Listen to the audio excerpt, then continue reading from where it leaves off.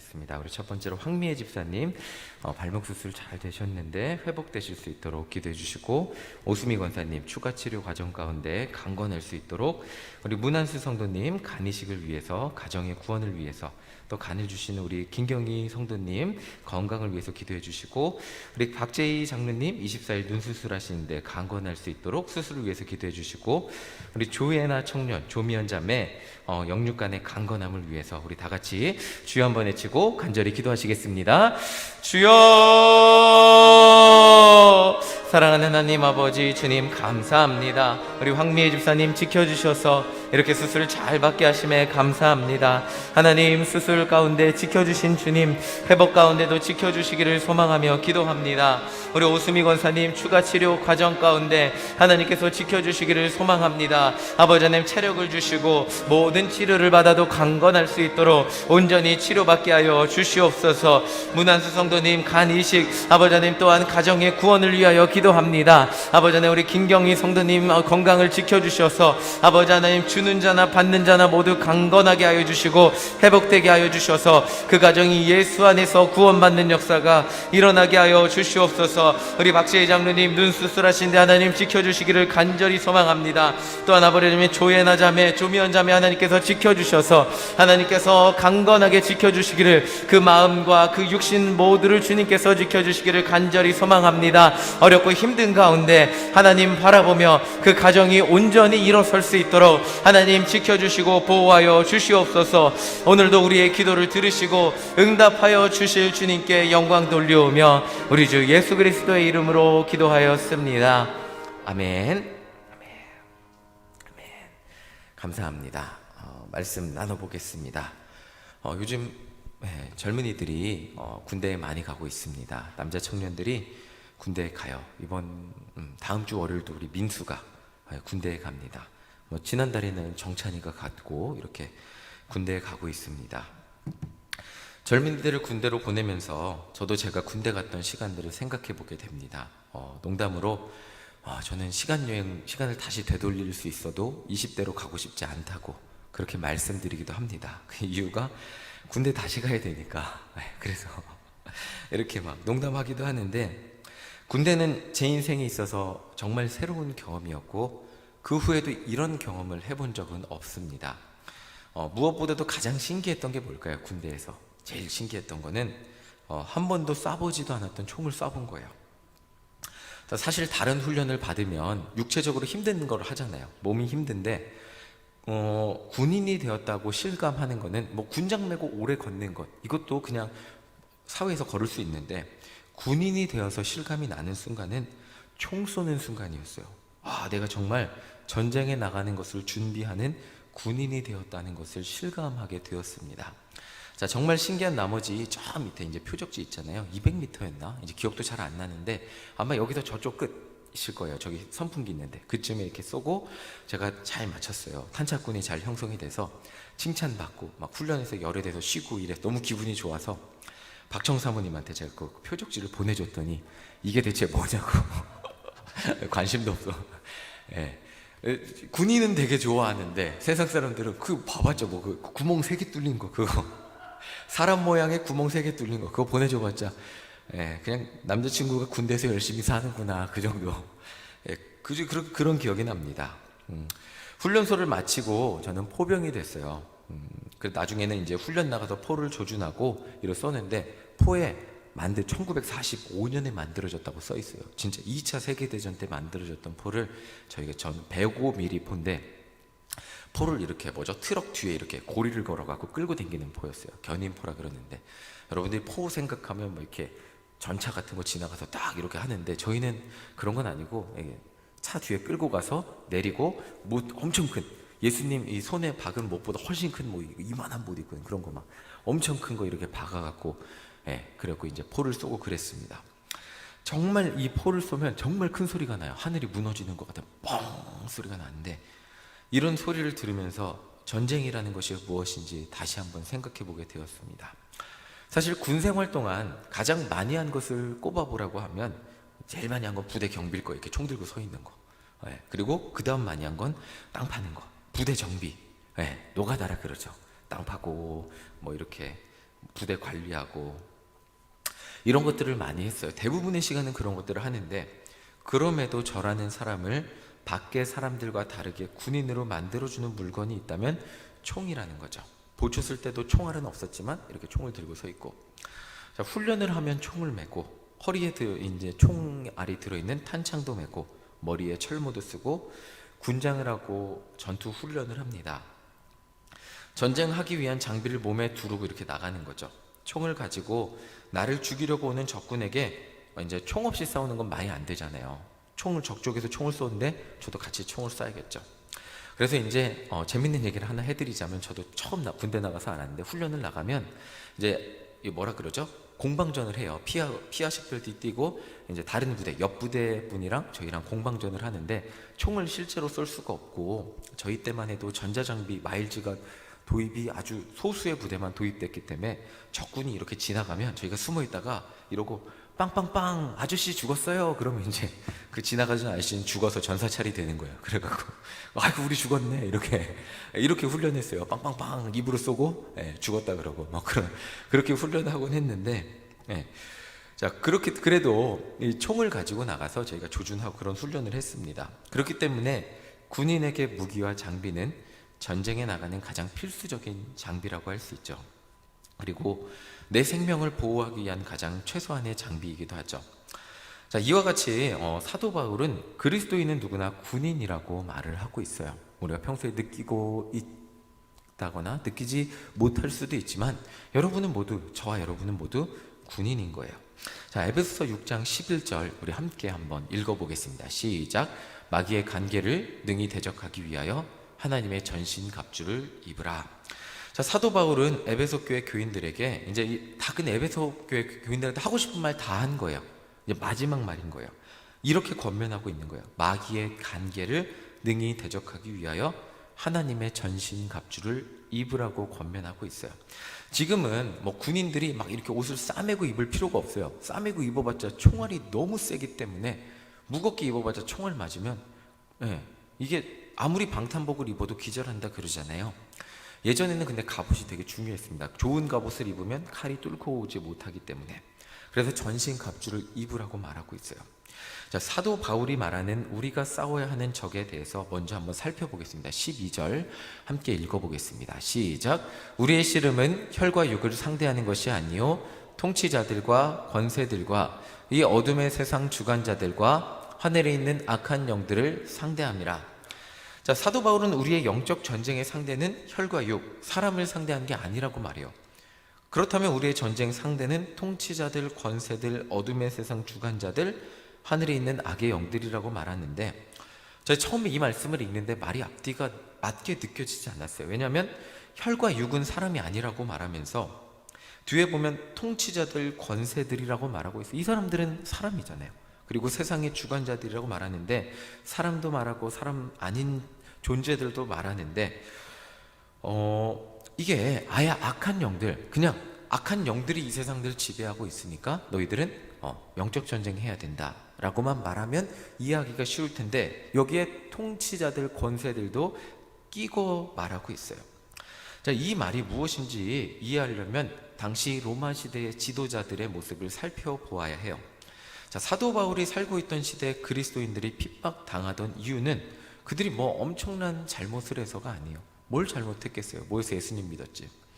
당시 로마 황제였던 네로는 로마에 불이 크게 났어요. 막 불이 크게 났죠.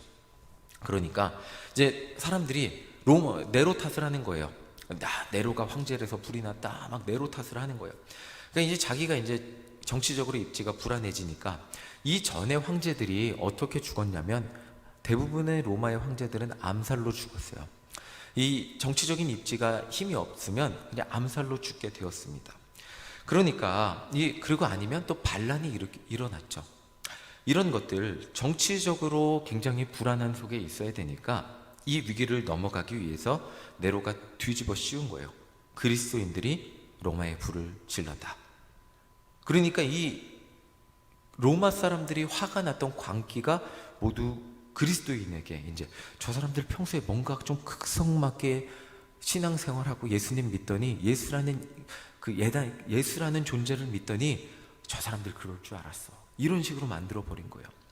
그러니까 이 사람들의 분노가 막 활활 타오르니까 네로가 거기 이제 확실히 잡아 씌워야 되잖아요. 분노를 잡아 씌워서 어떻게 했냐면 그리스도인들을 모조리 잡아 들이기 시작합니다. 그리고 콜로세움에 이제 가두는 거죠. 이 원형 경기장에. 그리고 사람들이 술을 마시면서, 그리고 저 악한 놈들, 우리한테 불을 지른 놈들, 로마에 불을 지른 놈들 죽어도 싸다. 어떻게 돼요? 사자밥이 되는, 사자랑 싸우게 해서 사자밥이 되는 장면을 보면서 즐기게 만든 거예요.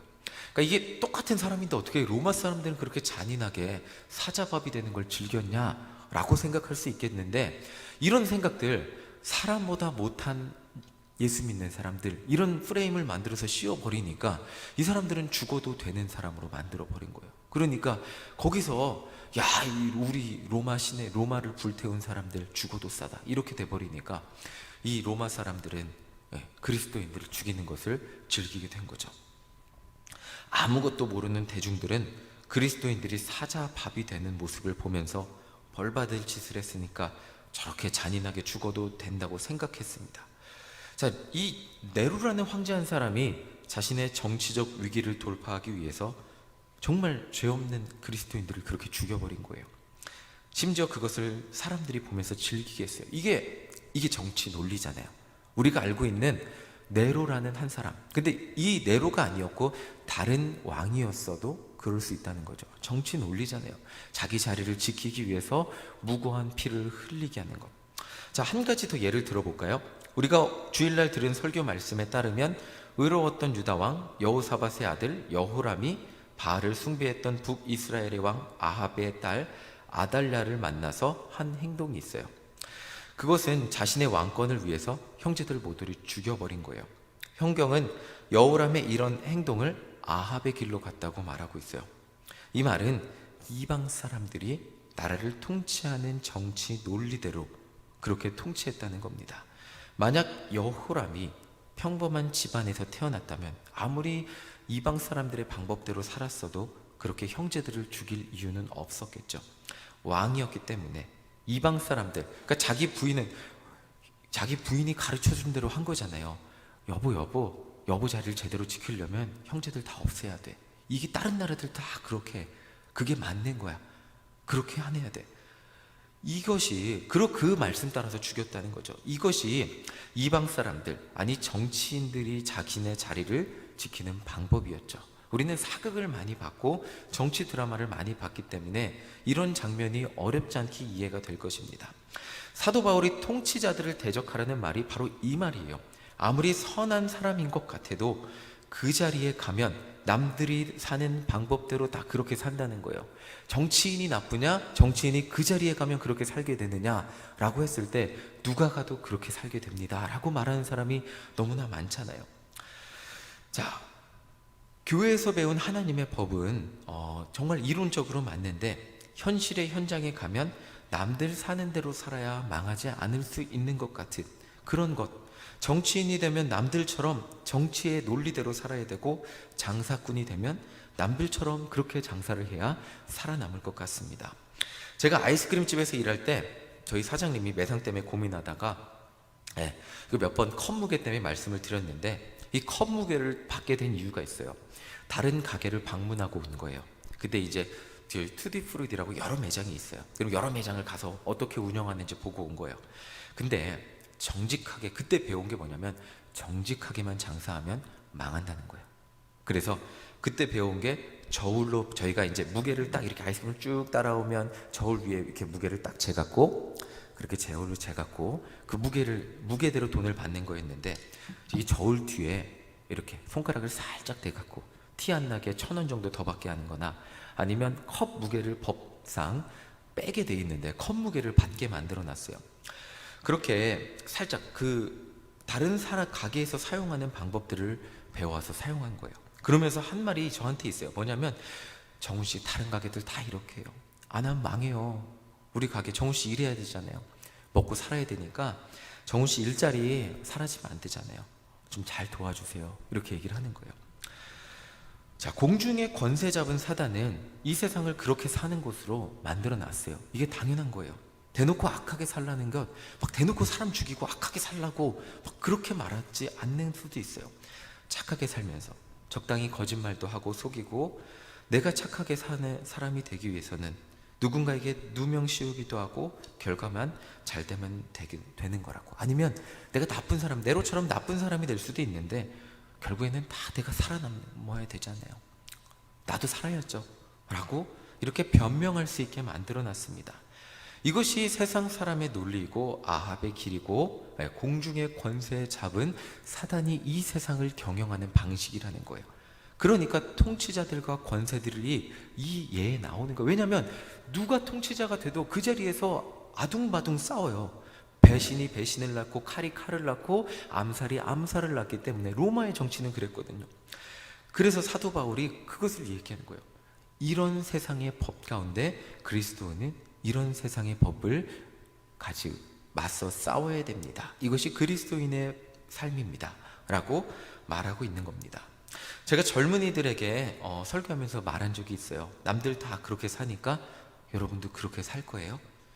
그러면 저와 여러분은 세상 사람입니까? 그리스도인입니까? 대체 그 사람들하고 여러분들하고 다른 점이 무엇입니까? 주일날 와서 1시간 예배 드리고 헌금 드리는 것, 뭐 조금 더 나오면 금요 예배 나오면 2시간 예배 드리고 기도 좀 더 할 수 있죠. 그러면 뭐 일주일에 1시간 기도하는 것, 그것이 세상 사람들과 여러분들 전부입니까? 여러분들 친구에게 교회 다닌다고 말하면서 세상 가운데 여러분들 친구들과 다른 점이 없다면 대체 무엇이 그리스도인입니까? 그 사람과 여러분을 다르게 하는 어떤 요소가 있습니까? 여러분들 정말 세상 가운데 그리스도인입니까? 라고 물어보면서 말씀을 전한 적이 있어요. 그래서 중요한 것은 그런 어둠의 세상이 지배하는 가운데, 어둠의 논리가 당연한 것 같이 여겨지는 세상 가운데 끝까지 포기하지 말고 하나님의 자녀로 살아가기를 선택해보자는 거예요. 누가 뭐래도 다른 사람은, 그 사람들은 그렇게 당연하게 살아도 나는 하나님의 자녀로 살아보는 것, 나만 멍청한 것 같아 보여도 노아와 같이 산에 방주를 지어보며 살아가는 것, 그것이 그리스도인이라는 거죠. 그렇게 살아보자고 말씀을 나누는 거예요. 네, 좋습니다. 근데 딱 여기까지가 하나님의 말씀을 전하는 이론이에요. 우리가 살아가는 현실은, 제가 이렇게 막 설교면서 다 적어보니까 우리 성도님들이 살아가는 현실은 그렇게까지 쉽지가 않습니다. 전에 제가 한번 말씀드린 적이 있는데, 미국에 있을 때 제가 아이스크림 집에서 일하는 고민을 막 나누니까 LA에 있는 감리사님이 그랬어요. 자기 이민 처음에 왔을 때 가족을 먹여 살려야 되니까 네 식구가 왔으니까 물불 가리지 않고 일했대요. 근데 어느 날 갑자기 자기가 웨이터를 했대요. 웨이터를 하는데 자기 목사 안수 받고 한국 왔는데 술 서빙을 해야 되는데 너무너무 마음이 괴롭더래요. 근데 하나님, 내 가족을 먹여 살려야 되는데 이 술 서빙 어떻게 이 자리나 떠나면 어떻게 삽니까? 뭐 한 달 동안 기도를 했대요. 근데 이 자리를, 근데 그때 내 마음은 미국에 와서 간신히 일자리 잡았는데 이 자리 그만두면 죽을 것 같다는 거예요. 더 이상 일자리가 안 잡힐 것 같다는 거예요. 거기가 그래도 술 서빙을 하고 팁도 많이 나오고 너무나 안정적인 직장이었다는 거예요. 하나님, 나 여기 떠나면 우리 가족 먹여 살리지 못하면 어떡합니까? 그 고민을 제가 들었을 때 막 눈물이 났어요. 너무 눈물이 났어요. 세상은 이론적으로는 하나님 뜻대로 살아야 되는데 세상 가운데 어떻게 살면서 술 서빙 안 할 수 있고, 어떻게 세상을 어떻게 이론적으로만 말씀대로만 살아요. 그래서 그 목사님이 저한테 해줬던 말씀은 너무 괴로워서 견디다 못해 2달 일하다가 사표 내고 나왔다는 거예요. 그때 그 술집을 그러니까 음식점이죠. 음식점을 나올 때 발걸음은 가벼운 게 아니고 하나님, 나 어떻게 살아요? 우리 가족 살려주세요 라고 기도하면서 나왔다는 거예요. 정말 죽을 것 같은 발걸음으로 나왔는데 자기 가족 아직도 죽지 않았다고, 감리사까지 됐다고 했던 그 말씀을, 저는 그 말씀이 저한테 굉장히 큰 충격이 됐어요. 저도 아이스크림집 일하면서 먹고 살기 위해 아둥바둥 했는데 그 간증을 들으면서 현실적으로는 우리가 부딪히는 문제는 바로 이것이잖아요. 이론적으로는 우린 다 알고 있는데 현실적으로는 이것을 적용하기가 너무 어려운 것이 사실입니다. 저도 아이스크림집 이미 컴퓨터 프로그래밍이 돼 있기 때문에 버튼을 누르는 순간, 가격을 누르는 순간 이미 그 손님들을 속이는 일에 동참이 돼 있는 거예요. 컵 값을 무료로 해야 되는데 컵 값이 포함된 가격으로 나오게, 자동으로 나오게 제도에 돼 있는 거예요. 그러니까 저도 버튼 누르는 순간 같이 거짓말에 동참하기는 해요. 저도 이 일을 하면서 마음이 너무 괴로운데 어떻게 할 방법이 없었어요. 자, 안타깝지만 혼자서 세상 가운데 그리스도인으로 승리할 수 없습니다. 마치 군인이 총 없이 전쟁에 나가면 뭐 백전백패일 수밖에 없듯이 그냥 그렇게 세상 가운데 우리는 하나님의 자녀로 막 은혜 받고 나아가지만 현실은 쉽지 않은 것을 깨닫습니다. 그래서 사도 바울은 이렇게 권면합니다. 자, 13절입니다. 13절 함께 읽겠습니다. 시작. 그러므로 하나님의 전신갑주를 취하라. 이는 악한 날에 너희가 능히 대적하고 모든 일을 행한 후에 서기 위함이라. 사도 바울은 세상의 논리 속에서 갈대처럼 흔들리며 어떻게 살아야 하나 갈피를 잡지 못하는 그리스도인들에게 흔들리지 말고 혼자 이기려고 낑낑대지 말고 하나님의 전신갑주를 취해보라고 권면하고 있습니다. 자, 그 전신갑주가 무엇인지 우리 다 알고 있는 말씀이에요. 14절부터 17절까지 쭉 한번 읽어보겠습니다. 시작. 그런즉 서서 진리로 너희 허리띠를 띠고 의의 호심경을 붙이고 평안의 복음이 준비한 것으로 신을 신고 모든 것 위에 믿음의 방패를 가지고 이로써 능히 악한 자의 모든 불화살을 소멸하고 구원의 투구와 성령의 검 곧 하나님의 말씀을 가지라. 자, 한번 나열해 보겠습니다. 진리의 허리띠, 의의 호심경, 평안의 복음, 믿음의 방패, 구원의 투구. 이 위에 제가 말씀드린 것들은 모두 방어를 위한 거예요. 그렇다면 공격을 위한 무기는 딱 하나, 성령의 검, 하나님의 말씀밖에 없습니다. 로마에서 회심한 그리스도인들은 크게 세 가지 신앙의 위기에 놓여져 있었어요. 첫 번째는 억울하게, 아까 말씀드렸죠. 핍박당하는 것, 누명으로 핍박당하는 거예요. 그리스도인이니까 너희들 그렇게 극성맞게 예수라는 작자를 믿어? 라고 막 핍박하는 거예요. 너희들 너무 극성맞아. 막 이렇게. 그리고 두 번째는 로마 사회에서 그리스도인들은 아주 작은 인구에 불과했어요. 이런 거예요. 막 무슬림 사회에 정말 예수 믿는 사람 조금밖에 없잖아요. 그 정도 조금밖에 없었어요. 지금 한국 사회 예수 믿는 사람 정도 생각하시면 너무 많은 거예요. 자, 교회 밖으로 나가면 예수 믿는 사람들의 논리는 너무나 틀린, 그냥 너무나 당연하게 세상의 논리로 살아가는 거예요.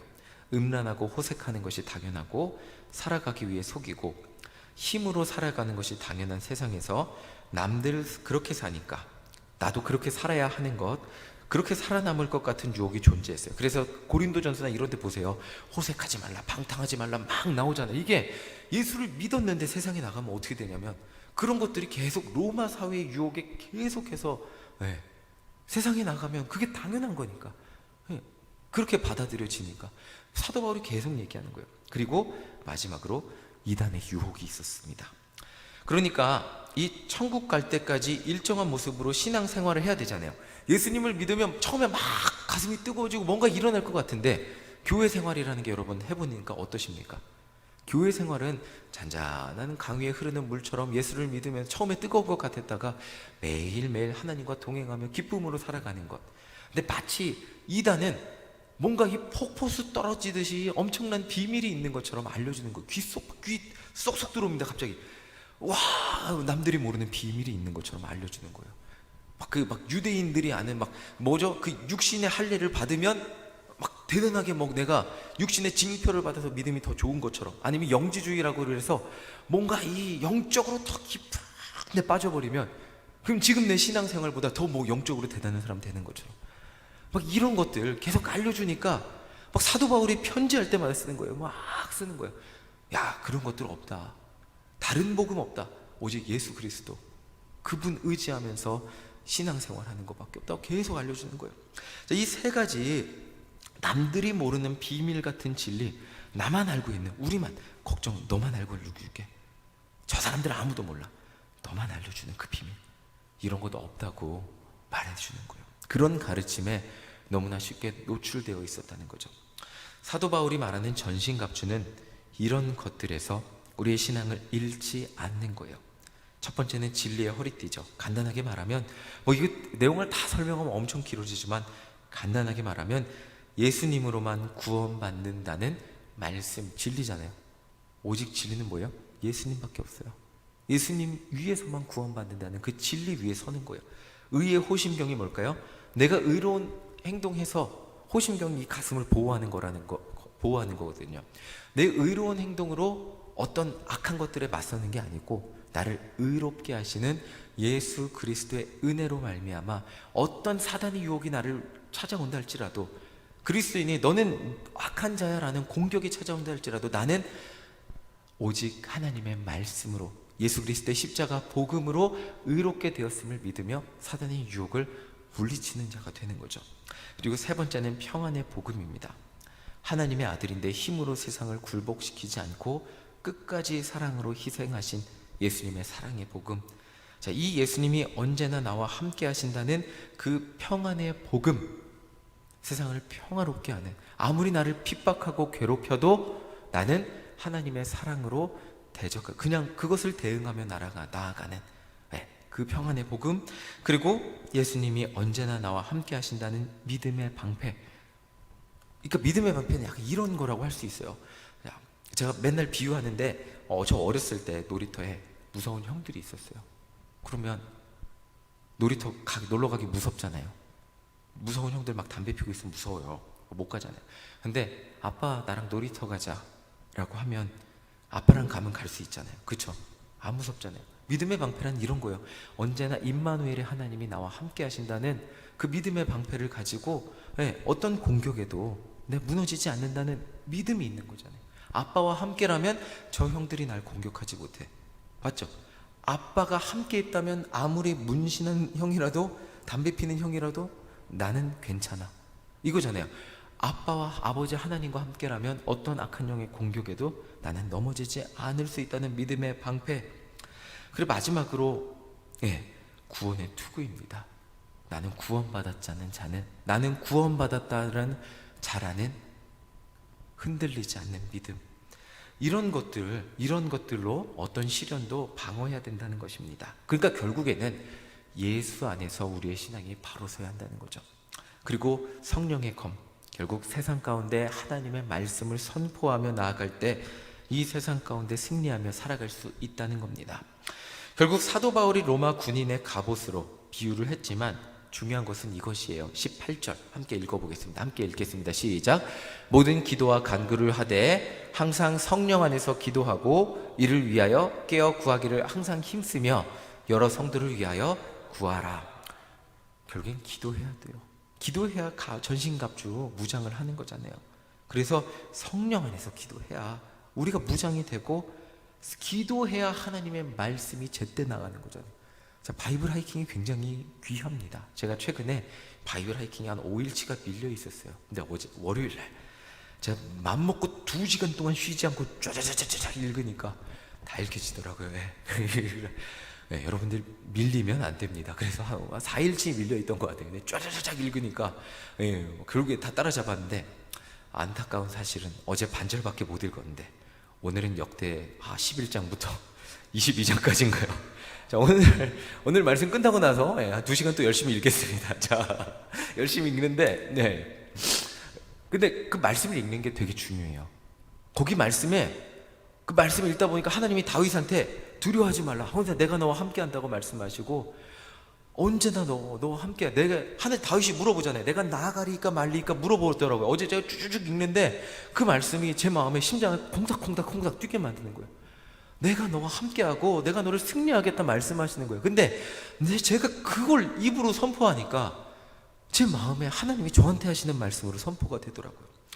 마찬가지인 거예요. 여기 보시면 기도와 간구를 하고 하나님 말씀을 선포하며 살아가는 것, 이게 뭐냐면 군사가 매일 전쟁 연습하는 것과 똑같은 거예요. 매일 기도하는 것, 매일 바이블 하이킹 말씀을 선포하는 것, 이게 우리가 그냥 하는 것 같아도, 제 군인 할 때 맞잖아요. 탕탕탕 아저씨 죽었어요 라고 말하면서 군대 훈련하는 것 같지만 이게 전쟁 훈련이에요. 그 어느 진지에 들어가서 어떻게 북한군이 어느 동선으로 내려오는지 관찰하고, 저쯤에 사람이 등장하면 매의 눈으로 쳐다봤다가 이쯤 오면 사격을 하는 것, 이런 것들 다 훈련해서 그게 전쟁이 진짜 일어나면 그렇게 싸우는 거잖아요. 마찬가지인 거예요. 우리가 매일 기도하는 것, 하나님의 말씀을 읽는 것, 또 바이블 하이킹을 통해 선포하는 이 모든 것이 악한 마귀와 싸우기 위해서 무장하는 것이고 전쟁의 훈련이라는 것이죠. 자, 여기 그래서 이 18절이 굉장히 중요합니다. 모든 기도와 간구를 하되 성령 안에서 기도하고 이를 위하여 깨어 구하기를 항상 힘쓰며 여러 성도를 위하여 구하라. 하나님의 말씀 가운데 깨어 있으라는 거죠. 자, 그래서 우리 굉장히 이 기도에 매일매일 기도하는 것, 하나님 말씀을 선포하는 것, 이것이 승리의 비결이라는 것입니다.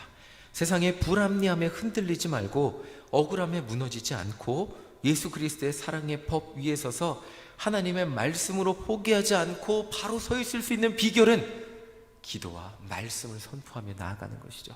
자, 오늘 이렇게 기도와 말씀 선포로 승리하는 우리 모두가 되시기를 간절히 소망합니다. 아멘. 아멘. 자, 이제 오늘날 세상을 한번 보겠습니다. 톰 레이너 박사라는 사람이 미국 사람들이 교회를 떠나는 10가지 이유의 칼럼을 게재했더라고요. 제가 10가지 읽어드릴게요. 첫 번째는 습관에서 벗어났다는 거예요. 그러니까 교회 가는 습관이 끝났다는 거죠. 다른 습관이 생겼어요. 두 번째는 고등학교 졸업 후에 교회에서 떠났죠. 그러니까 우리나라로 치면 대학교 졸업 후 부모님과 독립하면서 교회를 떠나고, 세 번째는 제도적인 교회 다니기 싫다고 마음 먹었다는 것. 그러니까 이런 교회라는 시스템, 권사, 집사 이런 시스템이 싫어서 떠났다는 거예요. 그리고 네 번째는 교회에서 상처를 받았습니다. 다섯 번째는 나한테 맞는 교회가 아니었습니다. 네, 여섯 번째는 교회가 나의 필요를 채워주지 못했습니다. 일곱 번째는 내가 교회랑 친밀한 관계를 맺었다고 느낀 적이 한 번도 없었습니다. 여덟 번째는 제가 교회에 헌금한 적이 없습니다. 아홉 번째는 담임 목사님이 바뀔 때 같이 교회를 떠났습니다. 그러니까 교회를 떠나고 다른 교회 안 간 거예요. 담임 목사님 따라도 안 가고. 열 번째는 이사한 후에 새로운 교회 찾지 않았습니다. 자, 어떻습니까? 공감이 좀 되는 부분이 많더라고요. 저는 이 10가지 이유 모두 한 가지 근본적인 이유에서 나왔다고 봅니다. 교회에서 결국 이 10가지 이유를 말한 사람 모두 자기가 다녔던 교회에서 예수님 못 만난 거예요. 저는 그렇게 생각합니다. 예수님 만났으면 어떠한 상황과 어떤 환경이 와도 예수님 때문에 다시 교회 나와요. 예수님 때문에 교회 나오는 거지. 다른 어떤 이유, 내가 조금, 여러분들 예수님 만난 분들이니까 교회에서 조금 상처 받았어도, 그쵸? 상처 받을 수 있어요. 일하다 보면 상처 받습니다. 왜 안 받겠습니까? 그런데 그 상처가 예수님과 내가 멀어지게 만듭니까? 상처 받으면 예수님 더 찾잖아요. 울면서 기도하잖아요. 하나님 너무 힘들어. 그렇잖아요. 이 이유는 교회를 다닌 그 순간 동안 예수님 만나지 못했기 때문입니다. 그렇게 오랜 시간 교회를 다녔어도 예수님 만나지 못하고 습관적으로 다녔으니까 얼마나 힘들었겠어요. 그러니까 고등학교 졸업 후, 대학교 졸업 후 부모님께 독립하고 그냥 교회 안 다녀. 이제 부모님 잔소리에서 벗어났으니까 교회 안 가도 되니까 안 갔을 뿐이고, 또 예수님 못 만났으니까 아무리 다녀도 마음에 채워지는 게 없었던 거죠. 그러니까 또 담임 목사님 바뀔 때 담임 목사님이 좋았을 수도 있어요. 좋은 말씀 해주니까. 그런데 새로운 목사님 오니까 말씀이 그냥 귀 안 들어 바뀌었을 수 있죠. 근데 아무리 담임 목사님 바뀌어도 여기에서 하나님 말씀이 선포되는 곳이잖아요. 그리고 이사한 후 새로운 교회 찾지, 굳이 교회 다녀야 돼. 그 전에는 교회 사람들도 좋고 맨날 나가던 데였으니까, 우리 애들도 교회 다니는 거 좋아했는데 새로운 동네 왔으니까 굳이. 예수님 없어서 그런 것입니다. 오늘날 어둠의 세력의 전략은 그리스도인들에게 이렇게 바쁜 세상에서 예수님 극성스럽게 믿지 말고 적당히 교회 다니라고 말하고 있습니다. 세상 속에서 남들과 다를 바 없이 살면서 그저 그냥 도덕적으로 윤리적으로 착한 사람으로 살고 마음에 평안을 주는 정도의 말씀을 들으면서 또 예수님 믿지 않는 사람들에게 거슬리지 않을 정도로 굳이 예수님 믿으라고 하지 말고 불편하지 않을 정도로 그냥 다니고, 다른 사람 불편하게 예수님 전하지 말고, 그럼에도 불구하고 야, 너 교회 다니잖아, 착해야지, 이렇게 요구합니다. 그런데 교회 다니다 보면, 그렇게 교회 다니다 보면 교회는 그저 습관이 되고 언젠가 다른 관심사가 생기거나 인생이 바쁘면 교회를 떠나게 돼요. 요즘 청년 말대로 해드릴까요? 교회가 추억이 됩니다. 네, 좋은 추억이 돼요. 예전에 우리 수련회 갔지? 예전에 우리 어디 갔지? 어디 갔지? 너무 좋은 추억이 돼요. 어둠의 세력은 세상을 자신의 방법대로 운영을 하고 있습니다. 예수님을 모르는 사람들은 그것이 진리인 양 믿고 살아가요. 그리스도인들도 마음이 예수님이 없으면 이 세상 속에 살아가면서 혼란스럽습니다. 먹고 살아야 되고 세상 가운데 또 필요한 것들 만들며 살아야 됩니다. 오늘날 그리스도인들은 핍박 없는 세상 속에서 세상 사람들과 어울려 그들과 다를 바 없이 살면서 그렇게 빛을 잃어가고 있습니다. 젊은이 부를 하면서 제가 말씀을 많이 드리는데 절실히 느끼는 게 있어요. 그것이 뭐냐면 단순히 교회를 재미로만 나오게 만들면 언젠가는 꼭 교회를 떠난다는 거예요. 재미로만 나오면. 젊은 사람들은 당연히 재밌어야 돼요. 이거 재미없게 해줘야 된다는 게 아니에요. 그런데 그들이 교회 나올 그 이상, 그 재미 때문에 나올 그 이상의 이유가 있어야 돼요. 그것이 바로 그들이 예수님을 만나는 거예요. 나 진짜 내 인생의 희망은 성적이 아니구나. 요즘 아이들 성적의 노예예요. 사실은 점수의 노예예요. 4.5 받아야 돼요. 4.5 받아야 되는데 4.3 받잖아요. 좌절해. 인생이 큰일 나는 줄 알아요. 정말 큰일 나는 줄 알아요. 무슨 일 나는 줄 알아요. 천지개벽 나는 줄 알아요. 4.0 받잖아요. 정말 인생이 그냥 축 주저앉는 줄 압니다. 그 성적의 노예가 나중에 취업하면 일의 노예가 되고 스펙의 노예가 되고 재물의 노예가 되고 다 똑같아요. 그 인생의 그 세상이 만들어내는 그것들처럼 그렇게. 근데 그 가운데 성적이 전부가 아니구나, 재물이 전부가 아니구나, 내가 세상 사람들이 따르는 그것들이 전부가 아니구나, 내 인생의 전부는 예수님밖에 없구나. 난 그래서 예수님 절대로 떠나면 안 되는구나. 예수님 떠나면 내 인생 망할 수밖에 없구나 라는 것을 깨달아야 젊은이들이 교회를 떠나지 않는다는 것을 깨닫게 됩니다. 그냥 저는 이게 확신이 오게 됩니다. 그리고 기도하면 할수록 더 크게 확신을 가지게 되고, 이 젊은이들 이 확신 가지지 못하게 만들면 지금 제가 잘해주고 웃게 만들고 막 재밌게 해줘서 교회 막 조금 더 나오는 것 같아도 언젠가 재밌는 저라는 사람이 사라지면 딴 사람 오면 또 이 목사님 재미없네, 교회 떠날 수 있고, 아니면 취업 때문에 이사 가고 뭐 이러면 교회 떠날 수 있고, 수많은 이유로 교회 떠날 수밖에 없다는 것을 생각해 보게 됩니다. 중요한 게 뭐냐면 예수님 만나야 되고, 예수님 없으면 나는 내 인생 큰일 난다는 것, 정말 거기에 목숨 걸어야 된다는 것을 깨닫게 그렇게 만들어야 된다는 것을 정말 깨닫고 있습니다. 힘들 때, 어려울 때, 고통스러울 때, 너무 바쁠 때 어떻게 해야 될까요, 여러분? 예수님 붙들어야 되죠. 맞죠? 힘들 때, 어려울 때. 그때 승리하는 법을 가르쳐 주어야 되는데, 그리고 유혹이 찾아올 때 말씀으로 승리하는 방법을 가르쳐 줘야 교회를 절대 떠나지 않는데, 너무나 안타까운 게 뭐냐면 오늘날 많은 교회들이 그래요. 바쁠 때, 시험 기간에, 인생에서 가장 중요한 시간에, 고3 때, 재수할 때, 그때 조금 덜 열심히 하다가 다시 인생이 평안해지면 하나님 앞에 돌아와도 돼. 안 바빠지면 교회 나오라고 가르쳤습니다. 수능이 끝나면, 취업이 되면, 직장이 안정이 되면, 가정이 안정이 되면 교회 나오라고 가르쳤습니다.